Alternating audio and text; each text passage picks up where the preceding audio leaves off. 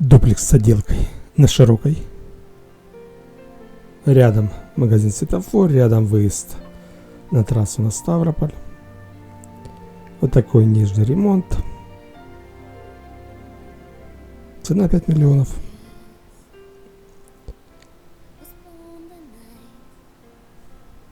Раздельный санузел.